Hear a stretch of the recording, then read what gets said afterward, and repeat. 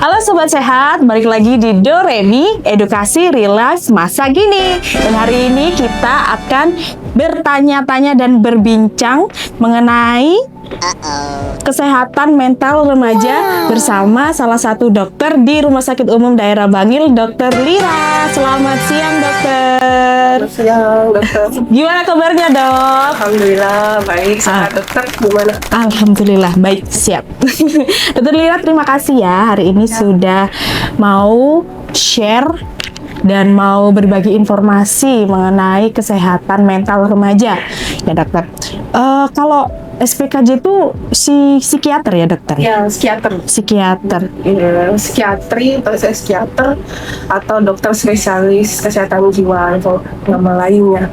Kalau bedanya sama yang psikolog itu apa ya, dok? Ya? Pertanyaan sedikit amat. Karena kan kita kalau misal mau cari bantuan tuh kemana sih? Psikiater, psikolog gitu. Ya, kalau yang mendasar ya, dok ya, psikiater sama psikolog itu sudah pasti dasarnya berbeda. Kalau psikiater itu pasti dokter dulu, kan sekolah menjadi psikiater, spesialisnya. Kalau psikolog itu berarti dasar sekolahnya dari psikologi. Kalau misalnya dia fokusnya ke klinis, berarti psikolog klinis. Oh gitu. Dua-duanya itu sama-sama bisa membantu untuk kesehatan mental. Kesehatan mental sendiri apakah ini kalau semisal psikolog nih penyakit yang seperti ini, atau nanti psikiater nih khusus nanti kalau yang harus treatment apa gitu? Ya, kalau disuruh membuat perbedaan ya, kalau psikolog itu lebih ke banyaknya psikoterapi atau konseling kayak gitu. Psikiater itu bisa psikoterapi dan konseling, tapi pada kondisi misalnya butuh penanganan lebih, misalnya ada kondisi ya depresi berat yang butuh penanganan dengan tambahan obat, itu yang bisa menerapi psikiater. Tapi nggak semua kok pasien-pasien yang ke psikiater itu harus dengan obat tuh, nggak bisa. Jadi hanya butuh psikoterapi aja itu bisa. Jadi kalau saya lebih mempersingkatnya atau lebih mempermudahnya gini, mudahnya mana sih? Lebih mudah misalnya aksesnya lebih mudah ke psikolog, ya udah datang ke psikolog. Psikolog juga paham batasan mereka. Kalau tidak bisa menangani, biasanya akan dirujuk kok ke psikiater. Mudahnya ke psikiater ya psikiater. Jadi mana aja sebenarnya. Tapi untuk treatment lebih lanjut memang psikiater ya. Karena dari dasarnya dokter. Oh, benar. Oke, dokter. Hari ini kan kita mau membahas mengenai kesehatan mental remaja ya nih, dok ya. Karena sebagai mana kita tahu nih yang lagi booming adanya kasus pembulian yang sampai yang baru-baru ini kan ada yang ini kan yang loncat dari lantai 2 karena kasus bullying mahasiswa. Itu kan disinyalir mungkin ada gangguan mental health juga kali ya, dok ya. Kalau ditanya ada nggak ya masalah dengan kesehatan mental, itu harus diperiksa sebetulnya untuk mengetahui seseorang itu punya masalah kesehatan mental. Salah satunya diwawancara dulu oleh dokter, mau benar-benar punya gangguan apa tidak, atau hanya sekedar mungkin hanya stres ringan. Karena stres itu semua orang bisa ngalami. Jadi dok.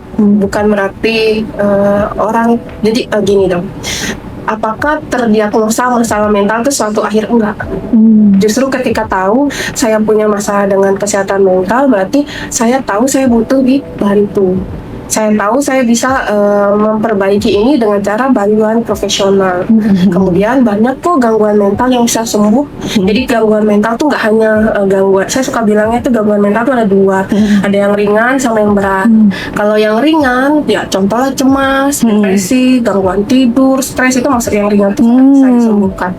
Tapi kalau yang berat mungkin gampangnya, maaf ya, kita mungkin harus melihat saudara kita yang di jalanan yang tidak bisa merawat diri, bisa jadi itu masuk yang berat, kan harus diperiksa dulu. Nah, kalau pada kondisi berat, sembuh itu sesuatu yang mungkin sulit untuk didapatkan, tapi kualitas hidupnya bisa. Tapi kalau pada ringan, kualitas hidup dan sembuh itu dapat. Artinya kalau gangguan mental itu tidak bisa disembuhkan. Selama diterapi, insya Allah bisa. Oke, dokter. Jadi memang kalau kita ngomong masalah kesehatan mental itu kan sesuatu yang kalau saya lihatnya unik ya, dok. Karena kan Kalau di penyakit-penyakit lain kita kelihatan nih penyakitnya ini ya, kita bisa mohon maaf nih tidak menyudutkan ataupun ya kan, kita bisa lihat oh ini penyakitnya ini, kita curing seperti ini. Tapi kalau kesehatan mental itu kan sesuatu yang istilahnya bisa dibilang kasat mata, bener nggak dok? Abstrak ya. Abstrak ya dokter. Abstrak sekali, sesuatu yang nggak bisa dilihat tapi bisa dirasakan. Jadi kayak saya tuh kayaknya saya punya masalah kesehatan mental, tapi saya nggak tahu nih tandanya apa tuh saya. Iya. Ya, makanya seringkali ya itu tadi sesuatu anggapnya. Betul. Karena memang harus bertemu dengan ahlinya ya, memang ya dokter ya. Oke dokter. Kita sampai mana tadi? Mami belum. Oke. Masalah kesehatan mental. Tadi kan dokter bilang ada yang ringan dan juga ada yang berat. Mungkin banyak banget nih orang-orang sekarang kan lebih gampangnya, aduh aku depresi nih dikit-dikit, aduh aku depresi gitu. Padahal ternyata itu depresi itu bukan sesuatu hal yang gampang harus diucapkan, aku sedikit-dikit depresi gitu kan ya dok ya. Ternyata memang ada perbedaan. Kalau depresi itu yang gimana? Kalau seringnya itu menganggap self diagnosa seringnya merasa depresi ini, padahal bisa jadi capek aja, bisa jadi burnout aja, bisa jadi cemas aja, tapi rasanya kayaknya aku depresi, jadi ya sudah tanpa sadar melebeli. Tapi kalau memang ngerasa punya gejala depresi atau contohnya gejala depresi yang umum kayak minatnya berhilang, jadinya nggak ada semangat, yang tadinya hobi sekali sama satu hal jadinya hilang minatnya, itu bisa jadi gejala depresi. Tapi bukan berarti itu tegak diagnosanya. Diagnosa itu harus ketemu dengan ahlinya dulu, harus ketemu psikiater untuk bisa mendiagnosa. Nah, kalaupun ada gejala depresi, selama tertangani dengan tepat bisa disembuhkan kok. Nah, ada waktunya. Sekarang itu di internet tuh banyak kok dok, kayak screening kesehatan mental, ya tuh banyak tuh. Kalau yang memang mau resmi, coba cek di PDSKJI, ada situsnya. PDSKJI itu ada screening tuh, bisa screening depresi kah, screening cemas. Tapi tadi itu screening, nggak bisa menjadikan saya terdiagnosa. Kita screening hari ini periksa, besok periksa lagi bisa jadi beda. Tergantung dengan apa yang mereka rasakan hari ini gitu ya. Di mana dok tadi dok, biar di PDSKJI. Berarti itu kayak sebuah website gitu ya dok ya? Itu perkumpulannya psikiater. Jadi kita membuat ada situs yang bisa diakses oleh siapapun. Untuk ke situ tuh nggak perlu login, nggak apa, tinggal klik aja PDSKJI Indonesia. Nanti ada screeningnya, paling utama tuh ada depresi, ada cemas. Nah boleh tuh, kalau misalnya saya kok kayaknya gejala depresi ya, bener nggak ya, kira-kira coba di screening. Dan itu free ya dok ya? Dari situ mungkin kalau memang butuh bantuan tadi bisa ke psikolog, ke psikiater, mana yang mudah. Jadi bisa langsung ke webnya ya, Mas Mbak dok. Saya baru tahu loh dok, ternyata ada screening seperti itu dok. Kayak lebih memudahkan, jadi orang-orang tuh nggak, kebanyakan anak muda sekarang. Nah, balik lagi nih kan, kita kan ini kan judulnya mental health Gen Z ya. Ya, Gen Z kan kebanyakan scrolling nih kan ya sekarang dok ya. Self diagnose juga seperti yang kata dokter. Itu kalau misal ada gejala-gejala cemas atau bagaimana kan bisa langsung masuk ke PDSKJI. Oke, dokter, saya mau tanya nih ya, ini salah satu pertanyaan yang mungkin banyak yang ditanyakan sama anak-anak muda sekarang nih. Sekarang kan besar pengaruh media sosial itu kan besar banget ya dokter ya. Kita nggak bisa stop scrolling apa-apa, sedikit buka medsos gitu. Kadang kan itu juga efek sama kesehatan mental kita sendiri. Nah, sebagai dokter SPKJ, apa yang bisa dokter kasih advice ke kita untuk kami, saya juga mewakili para Gen Z, walaupun memang nggak Gen Z amat, untuk istilahnya bisa membentengi, membatasi supaya nggak efek ke mental health saya. Jadi kalau yang perlu dipahami bahwa Kalau Gen Z itu kan dia itu lahir di era yang terbiasa ngelihat orang dengan media sosial, dengan handphone gitu ya, mungkin terbiasa ngelihat orang tuanya main handphone, saudaranya dengan YouTube atau apa, bahkan kita pernah lihat ada umur berapa tahun sudah punya akun YouTube sendiri atau sudah terkenal. Nah, itu artinya mereka yang lahir tadi kan, kalau Gen Z kan 97 sampai akhir 2012 ya, untuk sekarang itu sudah bisa dikatakan generasi Z atau Gen Z. Mereka itu sudah tumbuh dengan hidup di media sosial atau dengan internet, dengan dunia media seperti itu. Nah, mereka belajarnya tuh langsung ke media dulu, internet dulu, tapi baru belajar ke realita. Sedangkan generasi sebelumnya mereka belajarnya ke realita dulu, baru belajar ke media. Mesti tantangannya beda. Karena tadi arus media itu kan cepat, agak susah ya, karena gini. Media sosial itu saya suka menganalogikan kayak pisau. Pisau itu kalau berguna itu kan bisa buat potong. Tapi kalau tidak terlalu tepat penggunaannya, ya pasti nyakitin si pemakainya. Nah, itu juga media sosial. Mereka mudah sekali dapat akses tentang kesehatan mental misalnya, atau tentang ilmu-ilmu baru tuh mereka mudah banget dapat aksesnya. Tapi kadangkala sulit ngerem. Karena tadi semua informasi itu masuk semua, terus kadangkala bagi yang belum bisa mengontrol itu akhirnya kewalahan. Nah, akhirnya ya gampang sekali terpengaruh. Jadinya mereka merasa kayak kok aku belum cukup, selalu tidak cukup gitu ya, Dok ya. Tidak pernah merasa cukup, akhirnya cemas gitu kali ya, Dok ya, dan akhirnya berujung kepada hal-hal yang lain. Kalau semisal gini, Dok, itu tadi kan karena mereka Gen Z itu hidup media dulu baru realita, ya Dok ya. Jadi kan mereka itu terbiasa untuk segala sesuatunya kan bukan miliknya dulu, jadi kayak milik orang lain, kok aku belum dapet, jadi mereka ingin seperti itu juga gitu ya. Nah, ada juga mereka yang merasa kayak apa namanya, ya kan, mommy brain lagi kan. Mommy brain lagi, brand vlog lagi. Ini loh, FOMO ya, FOMO. Nah, anak Gen Z sekarang tuh tadi yang menimbulkan kecemasan, kemudian takut akan tertinggal gitu. Nah, dampaknya selain cemas nih, Dok, apa sih, Dok? Kalau FOMO itu kan fear of missing out ya, takut tertinggal dengan sesuatu yang update. Jadi nggak hanya sekedar cemas, mungkin banyak yang beberapa Gen Z yang mengalami kayak kehilangan jati diri. Kayak misalnya, wah, dia nih bukan tipe yang senang untuk tampil misalnya, tapi dia berada di situasi yang membuat dia harus selalu tampil. Jadi tanpa sadar kan, ya satu sisi bagus sih, bisa membuat dia lebih upgrade, lebih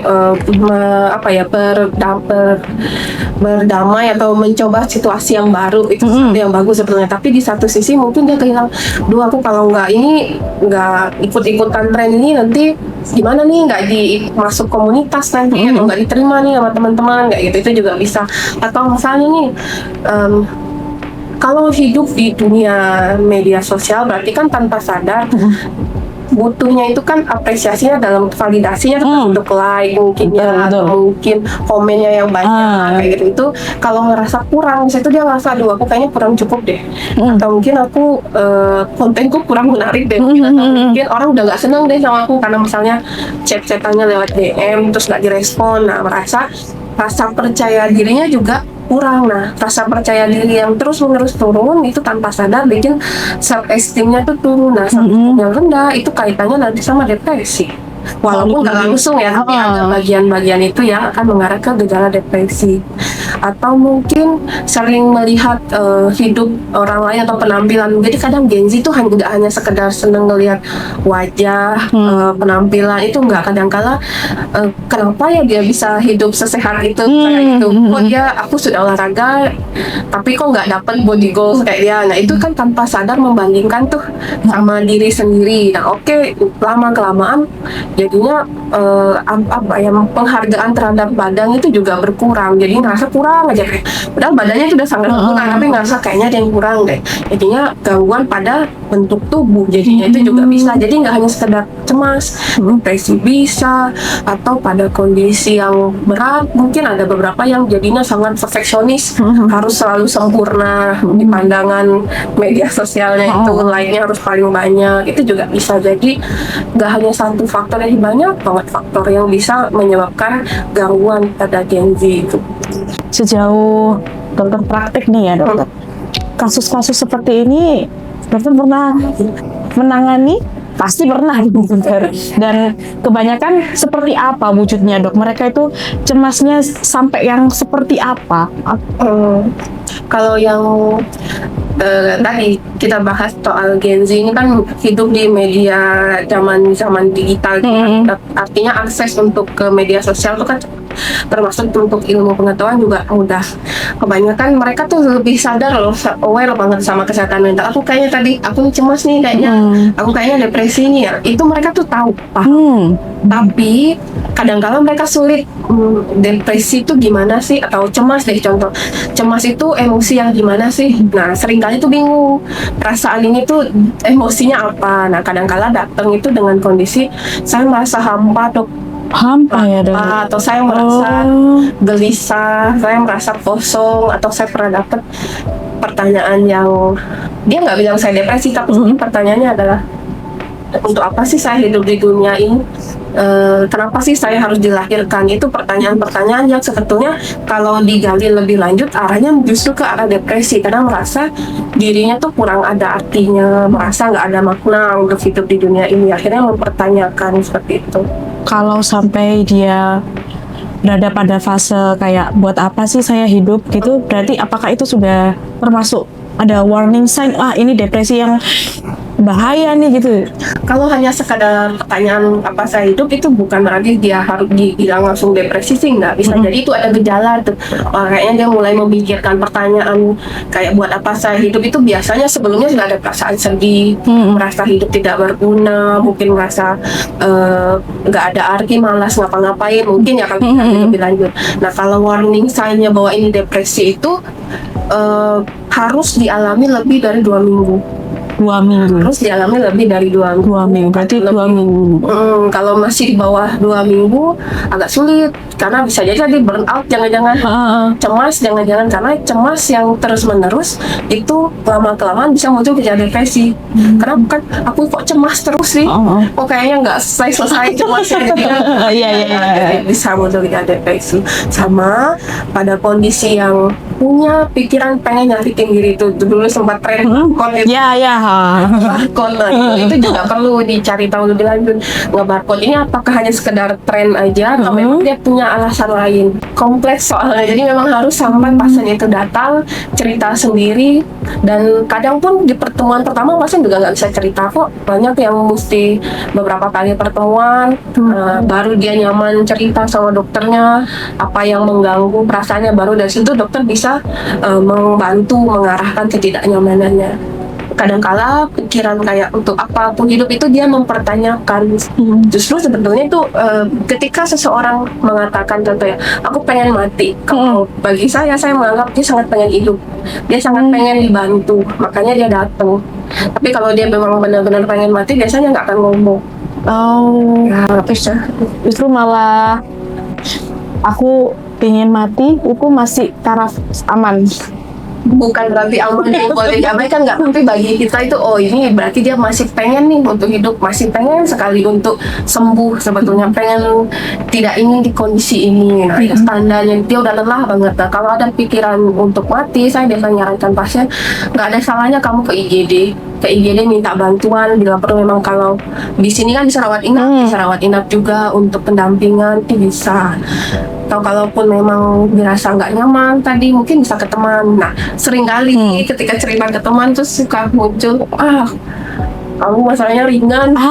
Ya, soalnya gini dok, banyak kan kamu tuh sholatnya kurang atau ibadahnya kurang. Padahal kan itu adalah another case ya dok ya. Kayak kita tuh sholat kok, tapi kita masih cemas. Itu gimana dok pandangan seorang psikiater? Ya, itu paling sering dokter jadi kalimatnya kamu nih kurang bersyukur, hidupmu udah sempurna, udah enggak itu atau ibadahnya kurang. Jadi itu dua hal yang berbeda. Jadi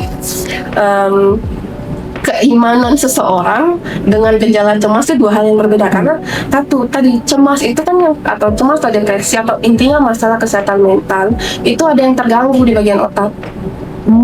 Kan kita belajar ya dok, ada amigdala, ada prefrontal cortex, itu yang mempengaruhi semua itu bagian-bagian di otak yang memberikan rasa nyaman. Contohnya dopamin bikin nyaman.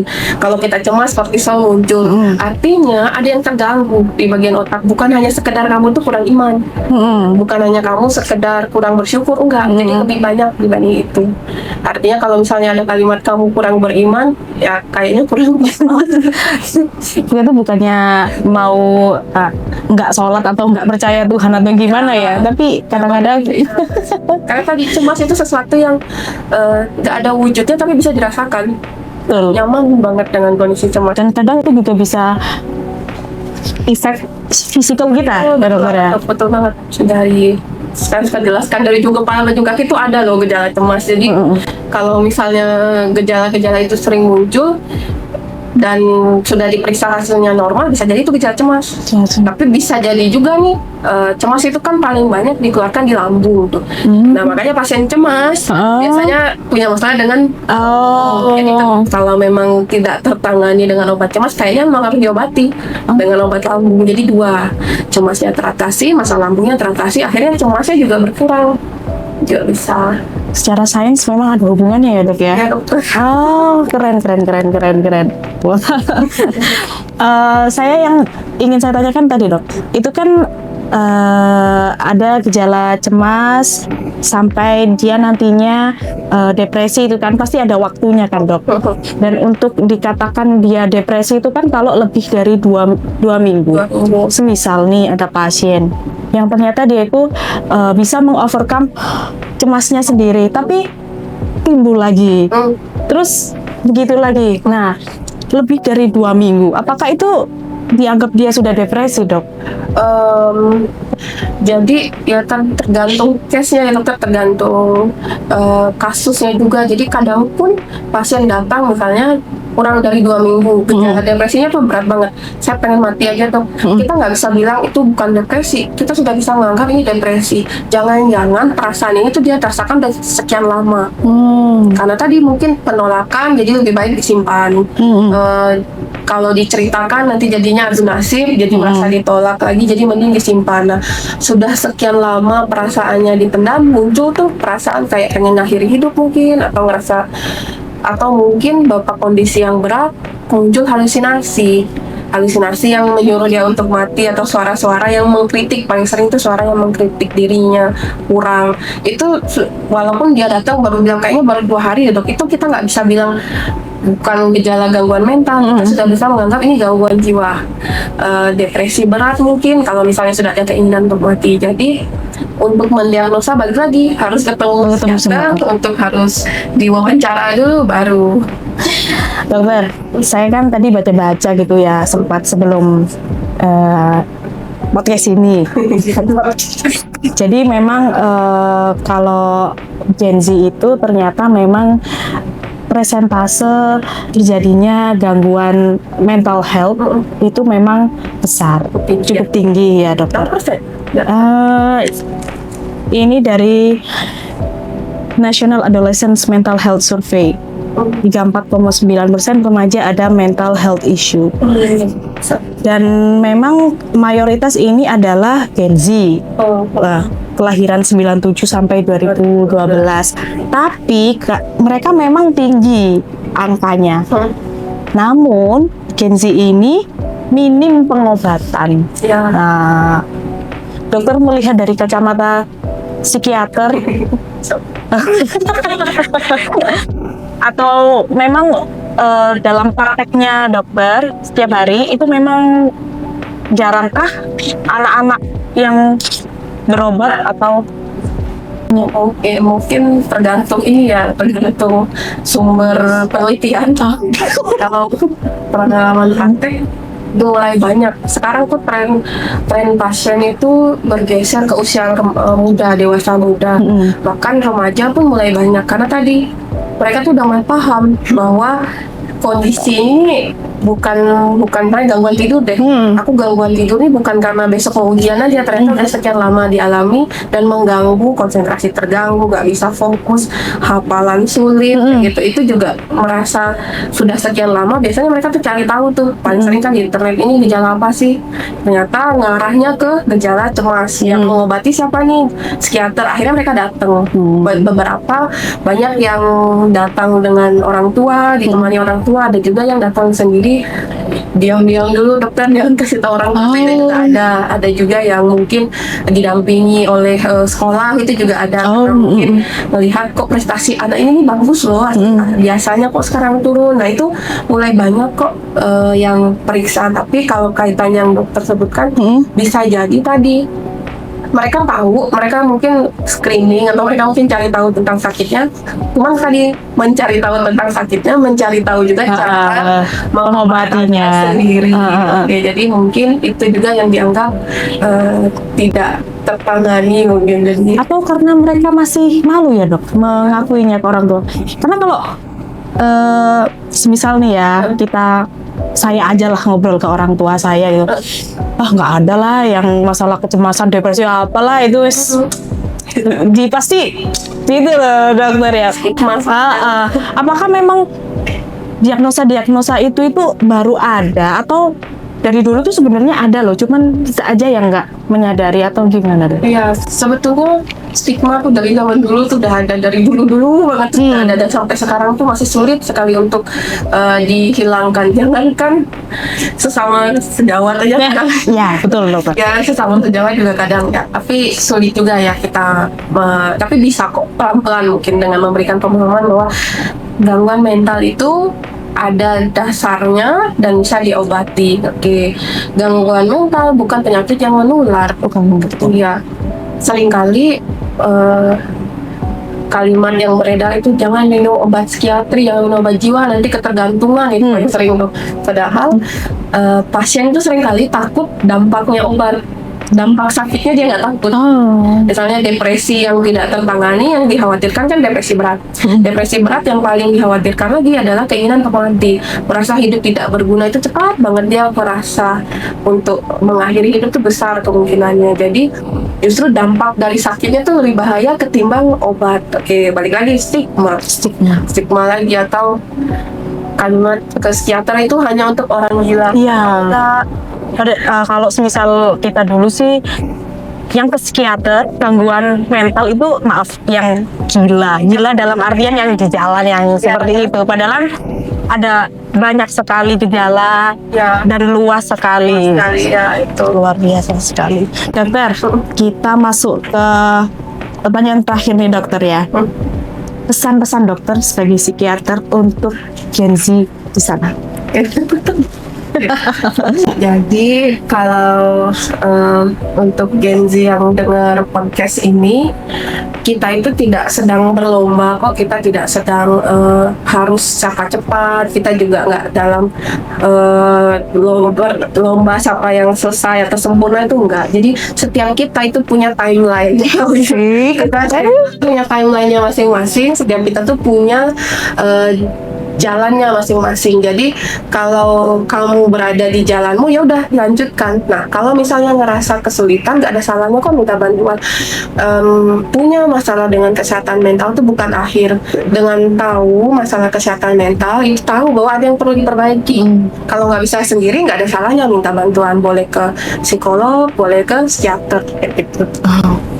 Terus aku merinding loh dok. Dokter bilang saya ini, aku merinding banget. Kita tidak sedang berlomba. Ya, sering kali kita tuh merasa saya tuh kurang nih, padahal kita tuh punya jalur nih, kok kita punya jalur itu. Saya juga sambil mengingatkan kalau kita tuh punya jalurnya masing-masing, nggak harus lari, nggak harus ngebut kan, bisa jadi kita tipe yang jalannya santai, udah ikutin aja jalurnya. Nah, kita punya jalan sendiri-sendiri ya dokter ya. Jalanmu tidak harus jalan saya. Malah jadi lagu. Oke dokter. Terus kalau semisal nih ada teman-teman yang mungkin butuh bantuan mau ketemu sama dokter Lira, boleh dong dok dipromosikan juga. Oke, kalau misalnya butuh pendampingan lebih lanjut untuk mengatasi masalah-masalahnya, tadinya kerja, mungkin pertemanan, atau mungkin sosialnya, bisa ke Poli Jiwa. Saya prakteknya di Poli Jiwa RSUD Bangil di hari Senin sama Jumat di jam 1 sampai jam 4 atau setengah 5. Di luar waktu itu kita tetap buka ya dokter ya. Poli Jiwa RSUD Bangil setiap hari. Setiap hari dari Senin sampai Sabtu. Senin hari. Kita punya 3 dokter, jadi tinggal disesuaikan kok. Banyak senangnya sama dokter yang perempuan, senangnya dokter laki-laki, kita sudah punya semua.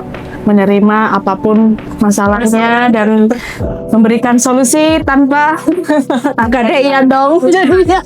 Memberikan solusi tanpa hati.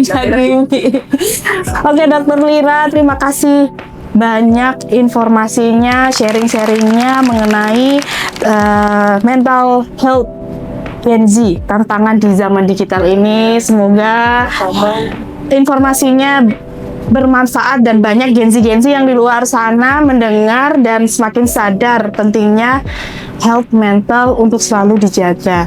Dan jangan pernah malu untuk konsultasi kalau perlu bantuan ya dokter ya. Terima kasih dokter Lira.